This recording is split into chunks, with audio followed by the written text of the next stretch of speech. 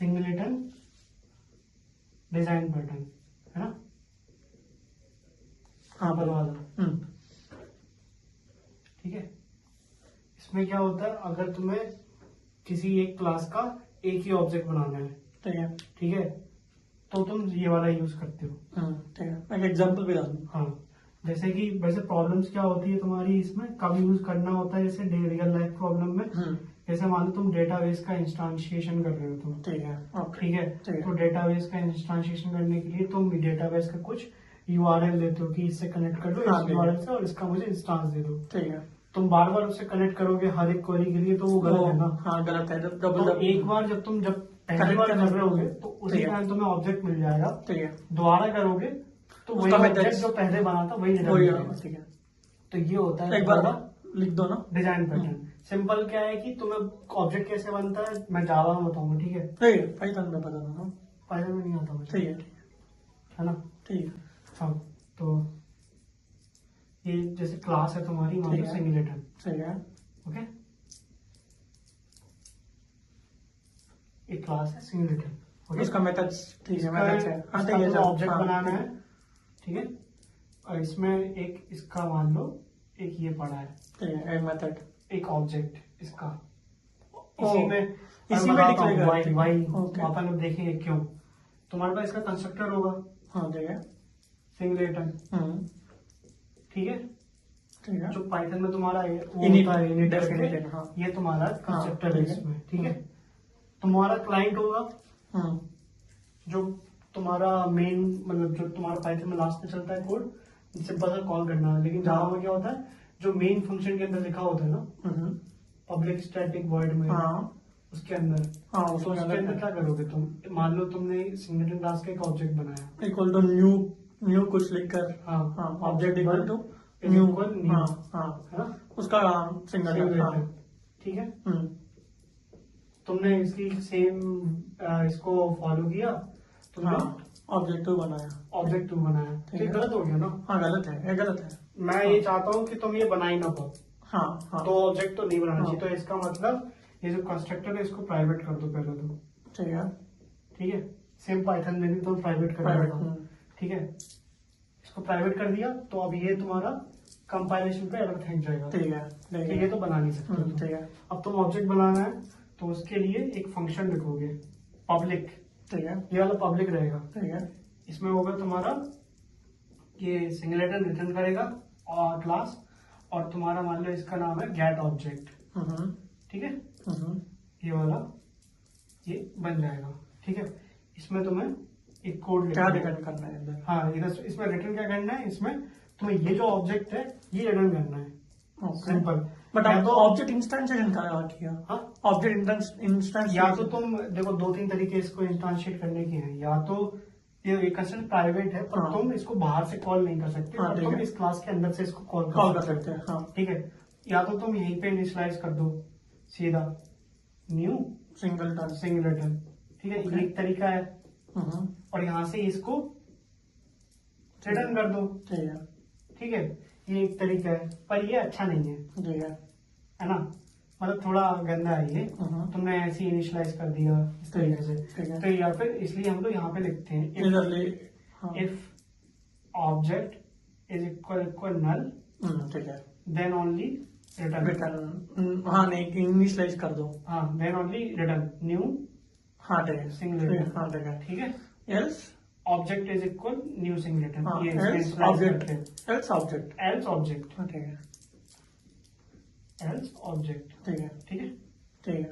अब इसमें एक प्रॉब्लम और आता है कि थ्रेडिंग का, कि मान लो दो थ्रेड्स हैं, ठीक है, तो ये तुम्हारा थ्रेड लॉक करना पड़ेगा क्या? हाँ, नहीं, थ्रेड सेफ नहीं है, हाँ, थ्रेड सेफ नहीं है, तो दो थ्रेड इस वाले फंक्शन के अंदर आ सकती हैं, हाँ, ठीक है, साइमल्टेनियसली, तो इसको दो बार ये तुम्हारा रिटर्न कर देगा, तो तुम्हारा सिंगलेटन का तो वो नाम, वो जो प्रॉब्लम वो सॉल्व कर रहा था वो नहीं खत्म हो जाएगा, ठीक है। इसको सॉल्व करने की या तो एक तरीका है, यहाँ पे सिंक्रोनाइज वर्ड डाल दो मेथड के ऊपर, ठीक है,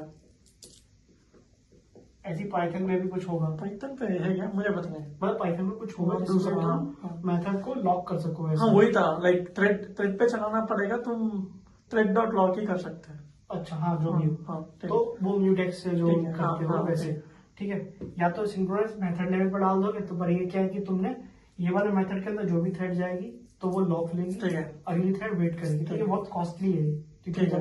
तो ये स्लो हो जाएगा तुम्हारा ठीक है। इससे।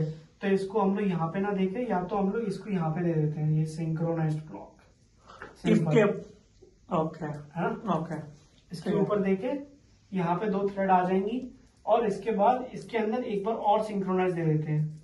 क्यों? क्योंकि मान लो एक थ्रेड दो थ्रेड आ गई, ठीक है। इस पे मान लो आ गया। इसमें एक थ्रेड आई, मान लो ये वाला सिंक्रोनाइज है, यहाँ पे एक थ्रेड आ जाएगी, ठीक है। और जब दूसरा वाला थ्रेड आएगा तो मान लो वो अभी कुछ हुआ नहीं, मतलब वो मान लो कि नहीं आई थिंक यहाँ पे सिंक्रोनाइज दोगे तो नहीं देना है तुम्हें। वही था, गलत कह रहा हूँ मैं, सिंक्रोनाइज दे रहा हूँ तो नहीं देना है, तो ये सिंपल चलेगा। ठीक है, तो बस इसमें यही है फिर। ठीक है। और सिंगल दूसरा एक और होता है म्यूटेक्स, अगर लगाओगे तो म्यूटेक्स तुम यहाँ पे लगाते हो, है ना। ओके, इस पॉइंट पे म्यूटेक्स लगाओगे, यहाँ पे ऑब्जेक्ट इक्वल टू नल, इसके अंदर म्यूटेक्स का लॉक लगा रहे हो, इसका मतलब म्यूटेक्स के लॉक के बाद सारा तुम्हारा एकदम सेफ है एरिया, ठीक है। पर म्यूटेक्स के लॉक से पहले you need to unlock it, उसके बाद नहीं, वो ठीक है, म्यूटेक्स के लॉक से पहले नहीं है, यानी कि 2 थ्रेड साइमल्टेनियसली यहाँ पे आ सकती हैं हाँ आ mutex और सकते लॉक के पहले, ठीक है। है ना। हाँ, आ तो सकते। इसलिए यहाँ पे लॉक लगाने के बाद तुम्हें एक बार दोबारा से ये कंडीशन चेक करनी होगी, if object is equal null, और then again mutex dot lock. Okay, ये मतलब होता है जावा ठीक में। है। ऐसा क्या रहता है कि तुमने यहाँ पे ये इफ कंडीशन लिख दी ना, object equal to null, equal to null, है ना। यहाँ पे तुमने म्यूटेक्स का लॉक लगाया, ठीक है। है ना। उसके बाद ये फिर से तुम्हें यहाँ पे एक बार और लिखना पड़ेगा, ये ठीक है, obj is equal null. Reason तुम्हें समझ आ रहा होगा क्यों, हाँ क्योंकि ठीक है। यहाँ पे एक बार ये अपना फिर से लिख दो, म्यूटेक्स डॉट लॉक, ओके। क्यों और फिर क्यों same एक बार चीज़। बोलो, क्यों हाँ क्यों ऐसे लिखना है? बता दो, return OBJ is equal new singleton, okay. ये यहाँ पे हो जाएगा। इसके बाद यहाँ से म्यूटेक्स डॉट अनलॉक इसके लिए, और एक उसके लिए, एक यहाँ कर दो, मेरे ख्याल एक यहाँ कर दो, इसके बाहर ऑलरेडी अनलॉक 2 टाइम करना पड़ेगा। 2 टाइम करना पड़ेगा, आई थिंक शायद 1 टाइम से भी हो जाए, मुझे पता नहीं, पर हाँ ये करना पड़ेगा। बट बोलो क्यों और एक उसके बाद अदरवाइज रिटर्न बता दो, रिटर्न हो गई है, ठीक है, ठीक है। ये यहाँ पे म्यूटेक्स डॉट लॉग लगाया, इस पॉइंट पे मान लो थ्रेड 1 भी आ गई थी तुम्हारी, ठीक है, थ्रेड 2 भी आ गई थी, ठीक है। पर इस पॉइंट क्या होंगे, एक ही थ्रेड जाएगी। हाँ मान लो T1 चली गई, ठीक है, T1 यहाँ पे आ गई, ठीक है, T1 ने अपना फिर से लॉक लिया, ठीक है। मतलब अभी मान लो ये म्यूटेक्स डॉट लॉक नहीं है, हाँ ठीक है। हाँ, तो T1 आया, हाँ। ऑब्जेक्ट बनाया नया, नीचे मैं यहाँ पे रिटर्न कर दिया, ठीक है। अभी ऑब्जेक्ट में क्या आ गया, ऑलरेडी ऑब्जेक्ट इनिशियलाइजेशन हो गया, है ना। और ये ठीक है, तुम्हारी समझ गया, कंडीशन समझ में नहीं गया। लगी थी, समझ गया, ये कंडीशन में नहीं लगी थी, तो T2 भी आएगा, ठीक है, ठीक है, समझ T2 गया। फिर से बना देगा, ठीक है, तो इसलिए 2 समझ बार गया। लगाना पड़ेगा, बस इसमें यही है। ठीक है। तो सिंगलेटन में तो यही है तुम्हारा, एक ही ऑब्जेक्ट बनाना ठीक है, है। उसके लिए कंस्ट्रक्टर प्राइवेट रखना होता है, और दैट ऑब्जेक्ट तुम्हारा उसका पब्लिक रहेगा ठीक है। मेथड, उससे बस तुम ऑब्जेक्ट रिटर्न ठीक कराओगे, है। बस हो गया एक डिजाइन पैटर्न। नेक्स्ट क्या next pattern, next pattern next कौन सा है बताओ। मुझे क्या पता है, तुम ही बोलो, मुझे नाम पता है, नेक्स्ट में और नेक्स्ट में मैं बता सकता हूँ, बिल्डर डिजाइन पैटर्न, बिल्डर वाला देख लो, बिल्डर वाला एक ठीक ही है, है, ठीक है, builder design pattern, builder design pattern ठीक है, सीधा इसका मेन वो यूज करते हैं इसका, जब तुम्हारा कंस्ट्रक्टर जो होता है किसी क्लास का, जैसे पब्लिक है कोई, जैसे क्लास है ये तुम्हारी, ठीक है, ठीक है। इसका कुछ कंस्ट्रक्टर लिखा है, इसमें एक नेम वेरिएबल है, एक स्ट्रिंग मान लो नेम है ना, एक स्ट्रिंग मान लो एज है, एक स्ट्रिंग मान लो रोल नंबर है, ठीक है, एक स्ट्रिंग मान लो तुम्हारे मार्क्स हैं, एक स्ट्रिंग मान लो तुम्हारा पेरेंट का नेम है, ठीक है। हाँ ठीक है, तो सो मेनी तुम्हारे पास फील्ड है इसमें, ठीक है, कंस्ट्रक्टर में, ठीक है। तो ये चीज थोड़ा बुरा है, इसकी जगह पे क्या होता है, बिल्डर पैटर्न यूज हो जाता है। Instead of providing so many these thing in your constructor, you will remove all this. You will put one builder here.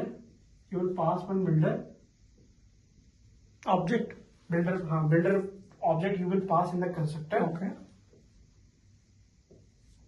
And you will create one builder class. Okay, इस पे क्या है? Which will have all the यहाँ पे जो दिए हैं ना fields, वो यहाँ पे दे देने हैं सब, string name, age, roll number, parent name, marks, जो भी देना है। और यहाँ पे तुम्हारा इसमें जो फंक्शन होंगे फिर तुम्हारे इसमें सेट नेम, सेट तुम्हारा एज, सेट ये सब लिखना पड़ेगा। हाँ।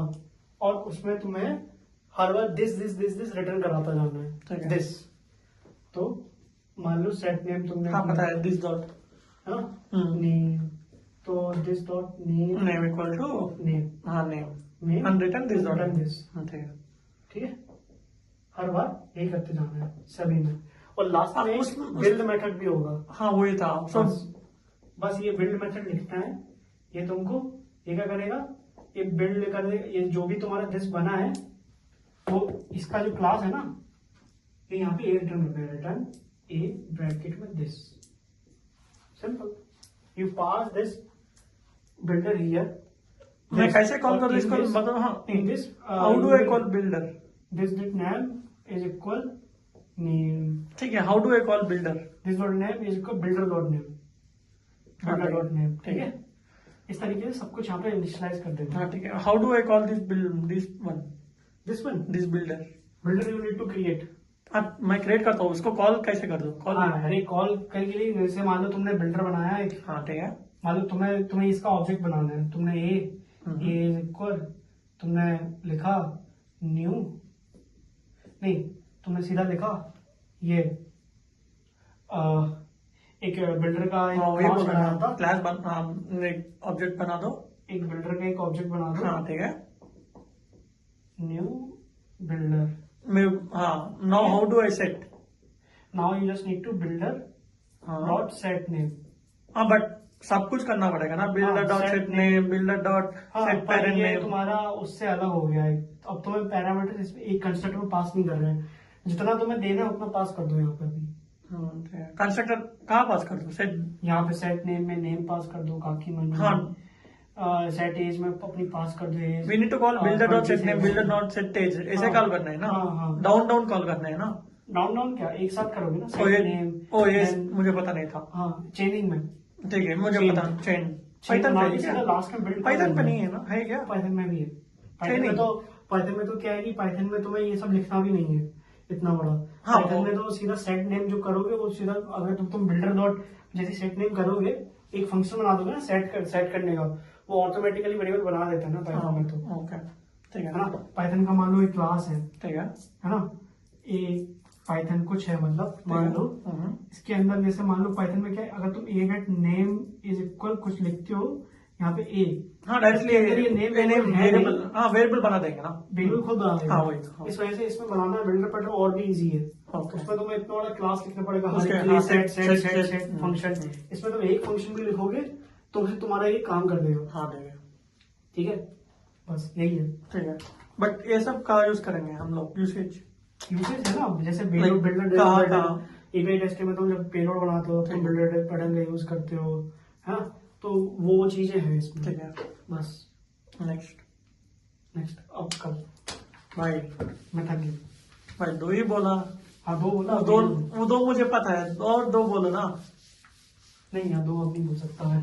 अरे एक बोल, मैं कल बताऊंगा ना, एटलीस्ट नाम बोल दो ना, कल और पढ़ के आऊंगा। नाम बोल दो, क्या क्या है और नाम बोल दो। हाँ स्ट्रेटेजी है तुम्हारा एक, ठीक है ना, और तुम्हारा वो होता है स्ट्रेटेजी है, डेकोरेटर है, ठीक है, तुम्हारा चेन ऑफ रेस्पॉन्सिबिलिटी है, ठीक है, तुम्हारा आइटरेटर है, ठीक है, ठीक है, और वो फैक्ट्री है, हाँ और भी होते हैं, जैसा ऑब्जर्वर है, ठीक है, ऑब्जर्वर डिजाइन पैटर्न, और तुम्हारा कमांड डिजाइन पैटर्न। ओके,